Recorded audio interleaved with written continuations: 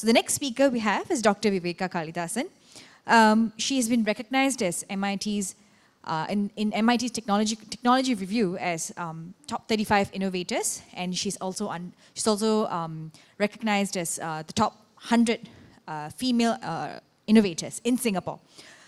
She's an ecosystem adventure builder and a self-made person, and believes in uplifting deserving talents and organizations from all walks of life. Let's welcome Dr. Viveka on stage.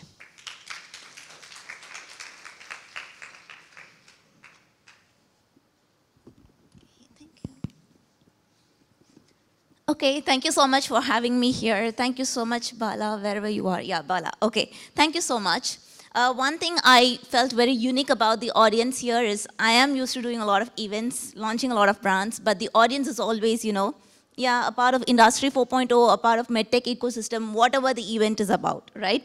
But look at the audience here. It's very versatile, very multifaceted, across different age groups as well. So I really like the audience here. And thank you for accommodating my schedule to push it a little bit up front as well. Thank you. Okay, it is really a raw story. I was even asking Yuna, like, what's the script? Is there a structure? There's nothing, and it's very raw. I'll start from where I come from. So I am from India, but I've been here for quite some time. Singapore is my home, right? I came here more than a decade ago to do my PhD.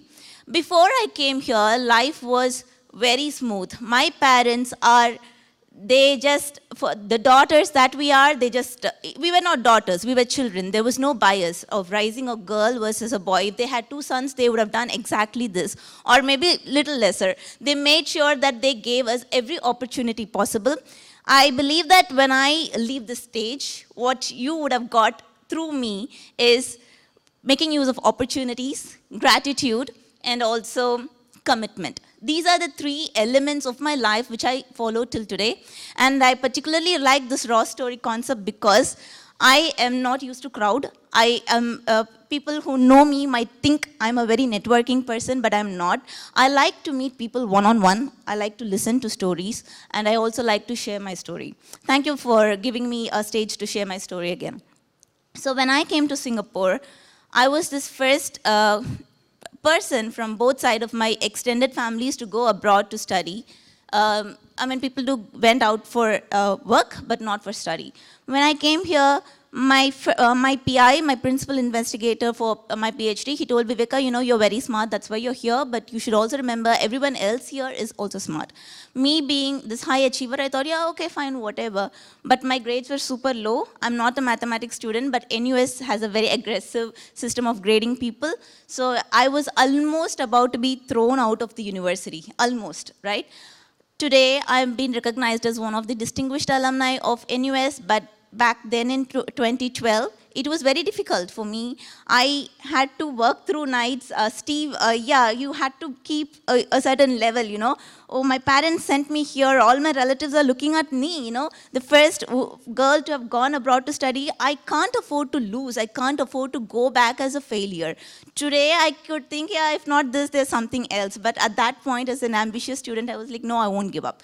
Well, I had to go through a lot of, let me just cut it short. I don't want the bell to ring, right? But I had to go through a lot of hard and smart work to get through the university itself on the studies part. Of course, the research part is different. That was a cakewalk.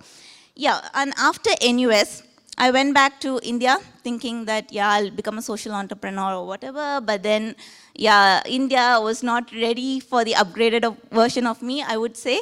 But then I came back again. I built my own medical device, and that gave me all the recognitions that I have. Medical device to monitor complications that happen deep within the body.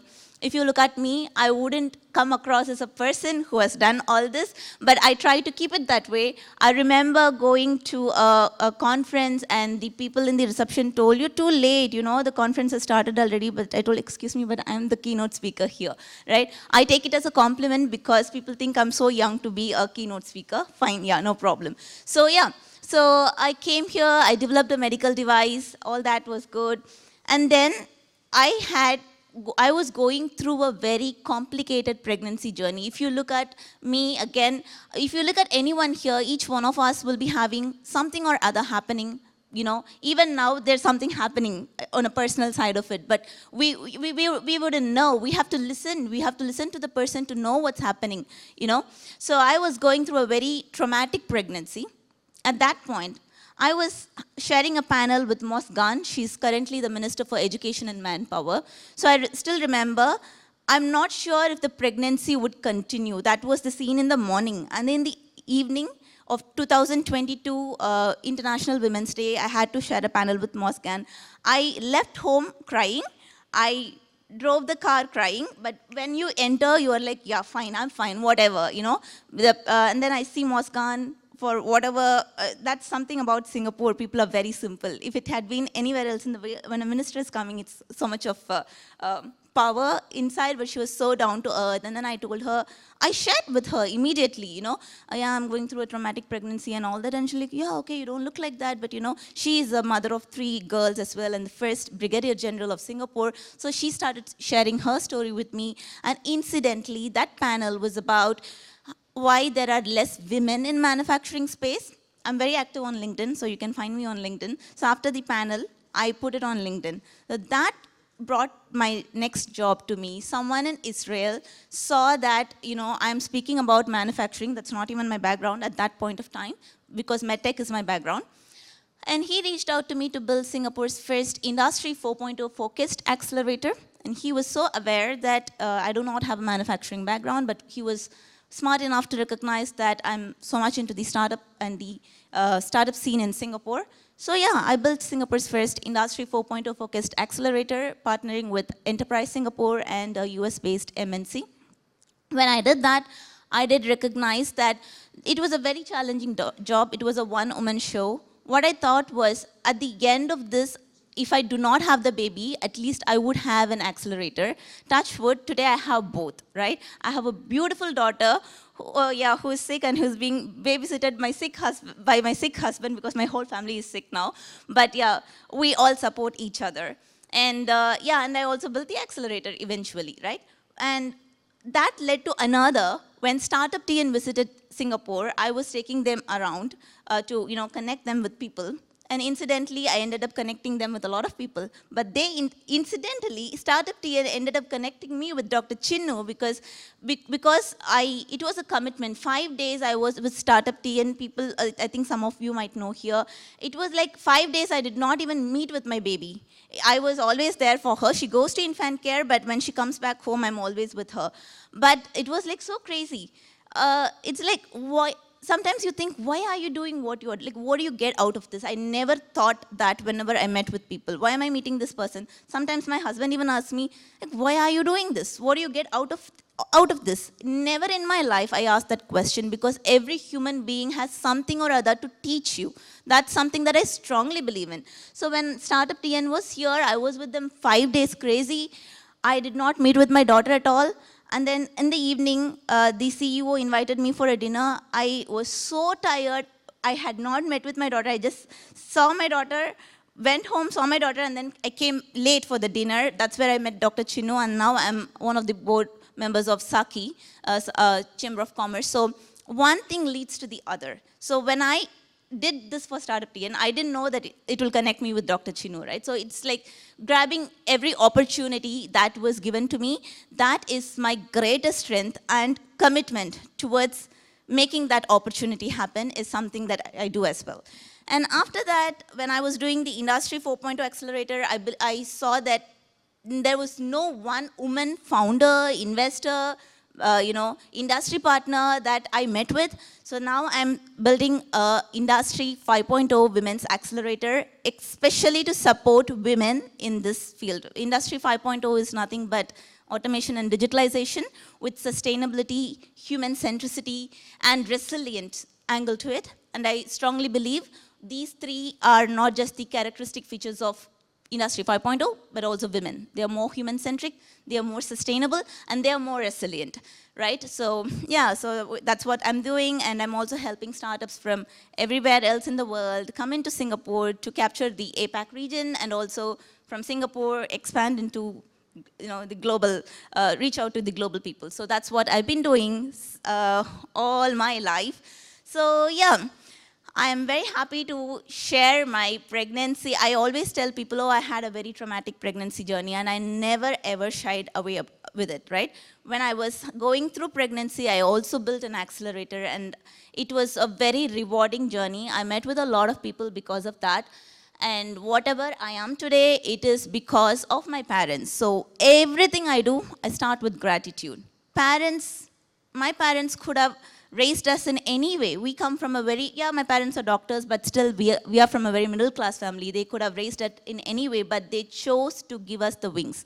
When I was going steep inside, almost to be thrown out from NUS, I had a friend in a very similar situation. Her father told, come back, but my parents told, stay, hang on, do well. We will see wherever it takes you. So I'm very grateful to my parents. One more thing which I want to share here, if there's students, of all the achievements that I have, what I truly feel is an achievement is I have traveled with my parents. When I say traveled, I put money to bring them across the world. So when I was a student leader in NUS, I went to Switzerland. We were visiting a few universities in Switzerland. So when we were doing this cruise in a Lake Lucerne, surrounded by Alps, I was just thinking one thing. If it were not for my parents, I wouldn't be here. I really wrote it somewhere telling, next time, wherever I'm going to go, whichever country I'm going to go, I'm going to travel with my parents. And so far, I've not traveled much. Maybe people would have traveled more, but I've traveled 25 countries, and I've made sure, except for that part when I was in Switzerland alone as a student leader, I brought my parents with me wherever I went. So to me, when I die, if someone asks me what you have achieved in your life, I would say, this is what I've achieved. I have shown my parents a part of the world that they have showed me, right? When I tell this, one of my other friends, he told me that, I was so inspired, so I also brought my parents to some country where he visited, and I was very proud of it. So yeah, every year my bank account is like zero. Every year, whatever money I've saved, I use it in traveling. I believe in travel a lot. And every year I save money, I again end up spending traveling. And now it will be the same with my daughter. I want to bring her. She started traveling when she was 4 months old, which means it requires a lot of meticulous planning, So yeah, so that was a very raw story. I believe it didn't have any structure to it. It's just me sharing whatever I feel is very impactful. When Mr. Dinakaran told that a tall leader like you should have gone through a lot of things in your life, I was so surprised that you felt you do not have like a story to share, because for me, every day I think, oh, I have a lot of story to share. I feel I should write a book about it. I always feel that way, because I think we all have a story to share, and Raw Stories, it's a great platform for us to hear from each other. And yeah, thank you so much. I'm looking forward to hearing some of your stories before I leave. But you can all connect with me on LinkedIn. I think in the agenda, my name has been spelled wrong. Viveka, K-A, no H after A. But you can find me on LinkedIn. I'm Dr. Viveka Kalidasan. Nice to meet you all. Have a good Sunday.